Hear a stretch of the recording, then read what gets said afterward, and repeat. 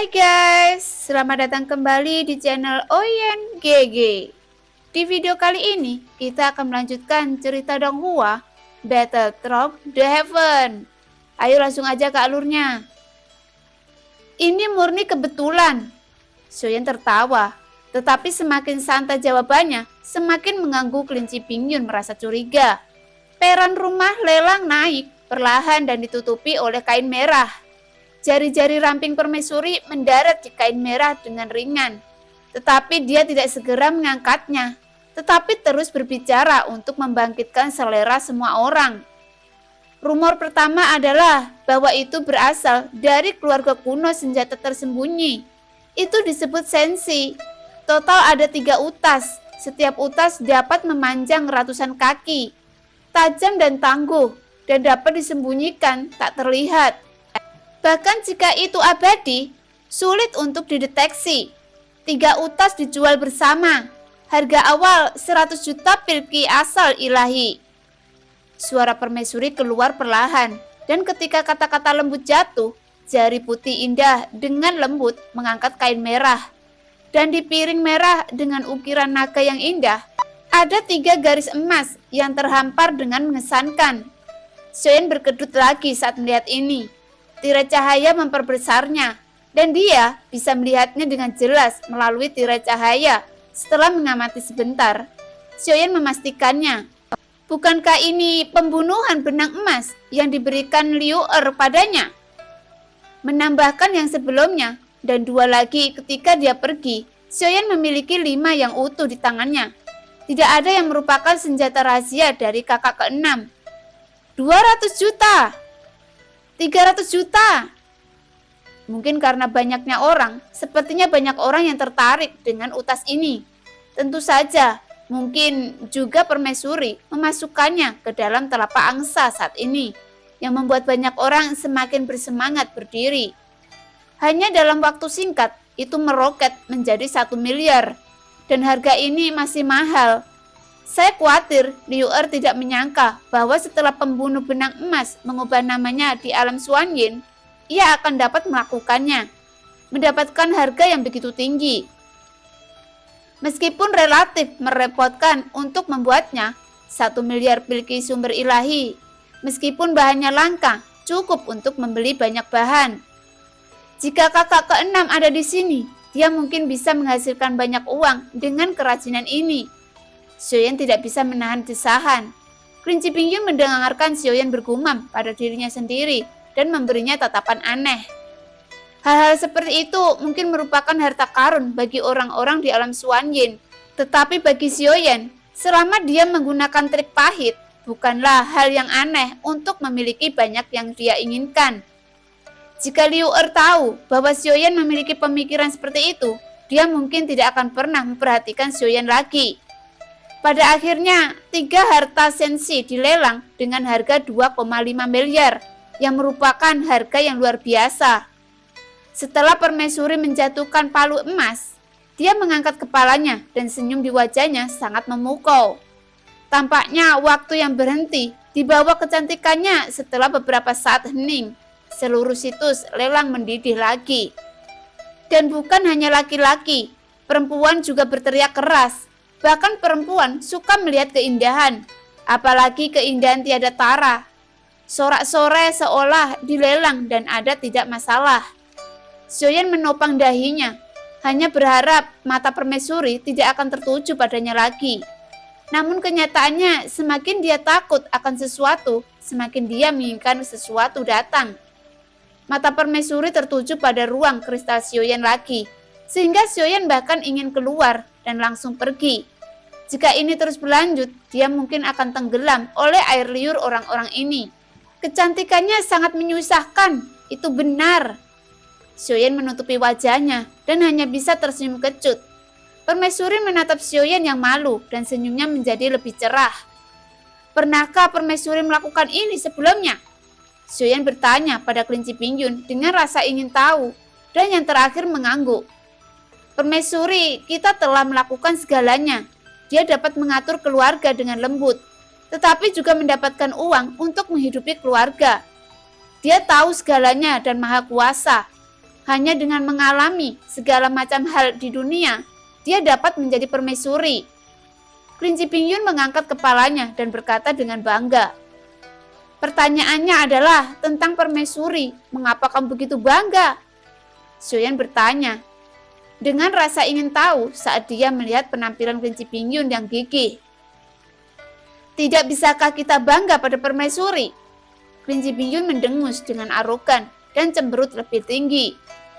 Bagi permaisuri, ada semburan sorakan, tetapi ketika banyak mata tertuju pada Xiaoyan, itu adalah semburan niat membunuh. Lagi pula, pesona permaisuri saat ini telah membuat banyak orang kehilangan akal. Selanjutnya, mari kita lelang harta final kedua. Yang ini sangat penting. Keluarga Buddha sangat menyukainya. Aku ingin tahu apakah ada pejabat yang bersedia membelinya untuk keluarga Buddha dan memberikannya kepada keluarga Buddha. Dengan suara lembut, jelas tidak ada pesona, tetapi tampaknya lebih menarik daripada pesona, dan seluruh aula lelang mendidih tiada tara. Pedang Dewa Pembunuh 7 Dewa. Saya pikir semua orang pasti pernah mendengarnya. Pedang ini berasal dari gundukan pedang kuno. Masing-masing pedang peri ini memiliki roh pedangnya sendiri. Setelah diaktifkan, ia dapat menghancurkan musuh dengan sendirinya. Ini berisi pedang pembunuh dewa.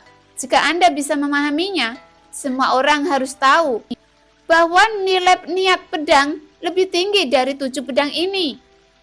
Suara permaisuri keluar, dan di tengah lapangan lelang, 7 pedang panjang dimasukkan mendatar di atas batu hitam, dan terdengar suara dengungan pedang. Suara itu sepertinya lepas kapan saja. Hanya aura pedang yang memancarkan membuat lingkungan tampak sedikit lebih dingin. Harga awal adalah 5 miliar pilki asal dewa, permaisuri berkata. Tetapi ketika suara-suara di ruang lelang mendidih, permaisuri mengangkat tangan batu gioknya dan memberi isyarat untuk membungkam suara. Itu benar-benar tenang. Semuanya, jangan khawatir. Keluarga Buddha telah menerima berita lagi. Selain 7 pedang peri, ada juga keterampilan pedang untuk pedang Dewa Pembunuh 7 Dewa. Ini sangat cocok dengan pedang ini. Jika Dewa Pertarungan dapat mengolahnya dengan sukses, dia dapat melompati level membunuh. Jika kamu berhasil mengembangkan keabadian, Anda akan tak terkalahkan di level yang sama.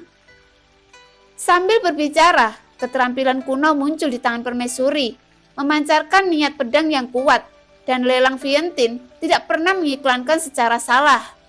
Karena dikatakan bahwa mereka berasal dari garis keturunan yang sama, maka tidak akan ada yang salah. Hanya saja beberapa paragraf yang dikatakan permaisuri kemudian agak menyanjung. Ini bukan propaganda palsu, tapi untuk menonjolkan profesionalisme permaisuri. 7 pedang Dewa Pembunuh Dewa ditambah seni pedang. Harga mulai 10 miliar pilki asal dewa. Mencoba untuk menarik batu giok dan kemudian bermain keras untuk mendapatkannya. Harga awal ditetapkan dengan harga yang tidak dapat dipercaya, 10 miliar pilki asal dewa. Angka ini bisa dikatakan cukup besar. Jumlah semua sumber daya dari seluruh bintang hampir tidak dapat melebihi puluhan miliar. Sehingga dapat dilihat bahwa barang berharga seperti itu bukanlah sesuatu yang dapat dibeli oleh orang biasa dengan santai. Bahkan dikatakan bahwa meskipun ada puluhan ribu orang di sini yang semuanya adalah VIP dari lelang Vientiane, sangat sedikit orang yang dapat menjatuhkannya. Permaisuri benar-benar singa. Selain barang lelang, 5 miliar adalah pesonanya. Meskipun permaisuri membual tentang hal ini, dalam pandangan Xiaoyan, ketujuh pedang ini dianggap cocok dengan keterampilan pedang, dan memang begitu, tidak mungkin bernilai lebih dari puluhan miliar. Tiba-tiba ada keheningan di lapangan. Sepertinya harga benar-benar telah ditetapkan tinggi, dan tidak ada yang berani menawar, pikir Xiaoyan dalam hatinya. Tetapi pada saat berikutnya, dia mendengar suara menaikkan harga. Tampaknya keheningan singkat itu hanya karena semua orang mencoba yang terbaik. Pada saat ini, Xiaoyan sangat diserang di dalam hatinya. Meskipun dia tahu bahwa dunia nyata Xuan Yin kaya akan sumber daya, Dia tidak menyangka akan ada begitu banyak orang dengan puluhan miliar pilki asal dewa. Apakah mereka meneriakkan omong kosong? Atau benarkah ada puluhan miliar? Pada saat ini, Xiaoyan meragukan kehidupan dan kesadaran diri. Melihat pemandangan yang ramai ini, senyum di wajah permaisuri menjadi semakin manis. Terlihat bahwa permaisuri sedang dalam suasana hati yang baik di saat ini. Apakah kamu tidak akan menawar untuk membeli pedang ini untuk permaisuri? Kelinci biyun mengangkat alis dan menatap Xiaoyan. Apakah kamu ingin aku ditusuk oleh ribuan anak panah? Xiaoyan berkata dengan marah. Hanya dalam waktu singkat, popularitas adegan itu sudah mendidih.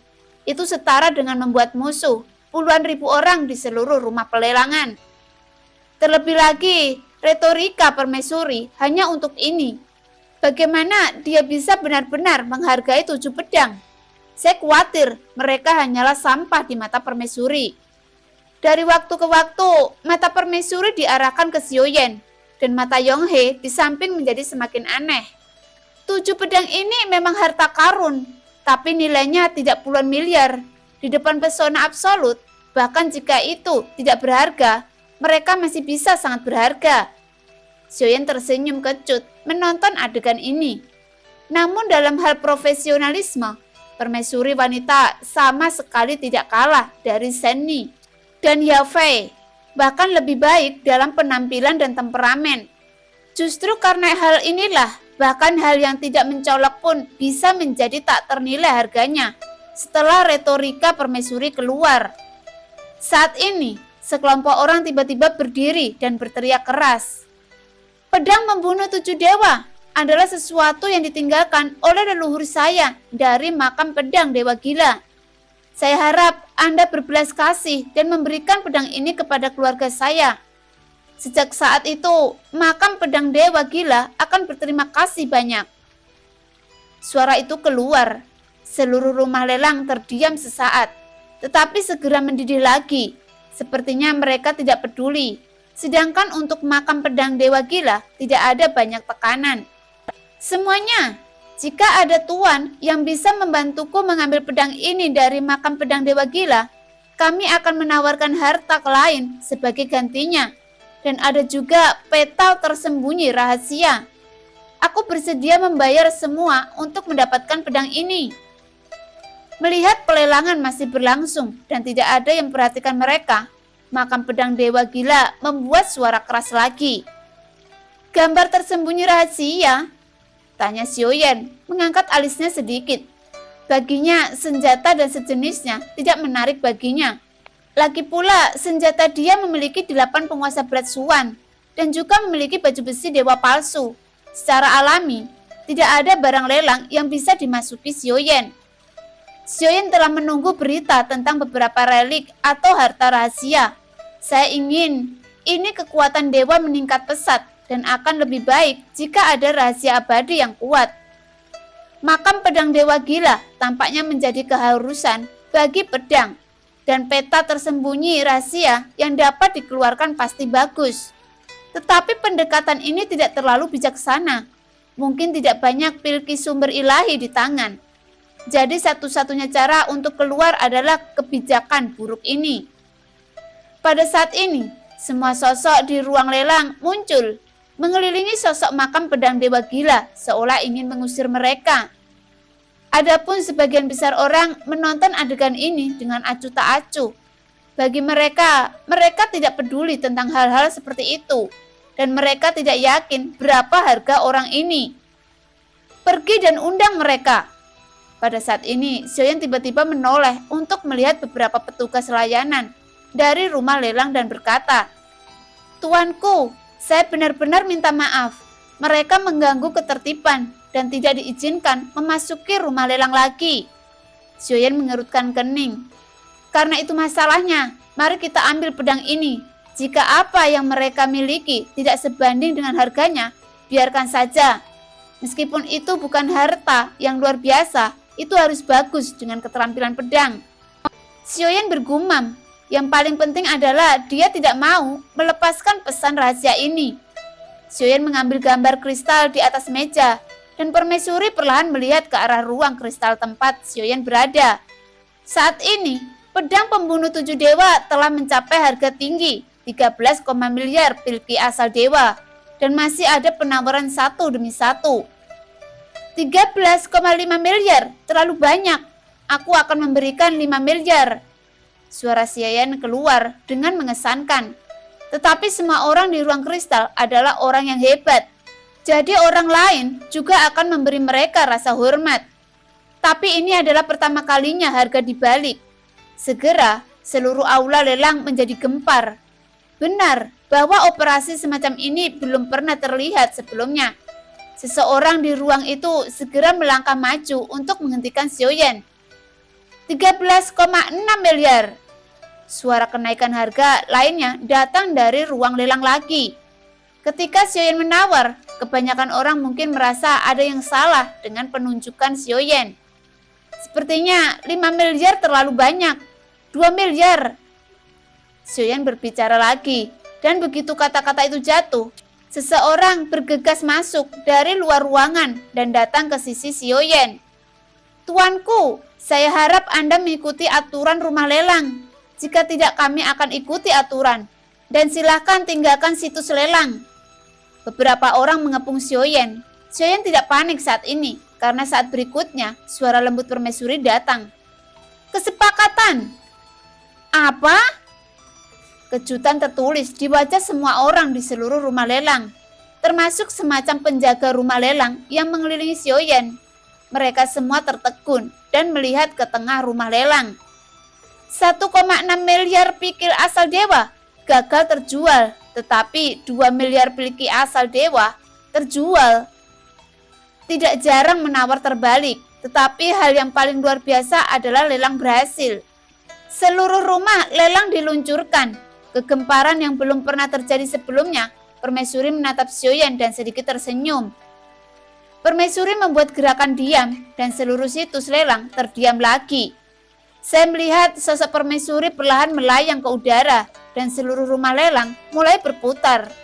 Di tengah rumah lelang, sebuah benda besar terus naik dan terdengar semburan geraman rendah.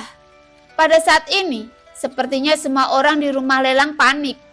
Lupa tentang pedang pembantaian 7 dewa yang dibeli Xiaoyan seharga 2 miliar. Karena benda di depannya terlalu mengejutkan. Ini, Xiaoyan juga terkejut. Auranya yang kuat meletus dan dia langsung mengguncang penjaga yang mengelilinginya. Di tengah rumah lelang, apa yang muncul di depan semua orang bukanlah harta biasa. Tetapi seekor harimau dengan 2 sayap tumbuh. Di kepalanya, kepala binatang buas. Tentu saja, jika itu adalah binatang buas biasa, itu tidak mengherankan.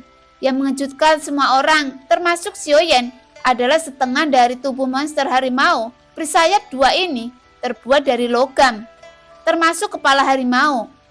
Mereka juga terbuat dari logam dan memancarkan cahaya merah tua.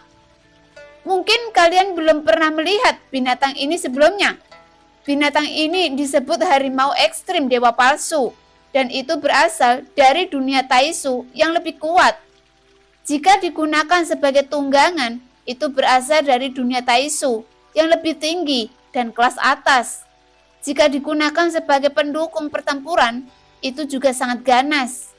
Jika kalian tertarik, hanya perlu mencap tanda darah, dan binatang ini tidak akan pernah memberontak dan benar-benar setia. Mengetahui tentang dunia Taisu yang membuat publik semua orang tanpa sadar menyusut.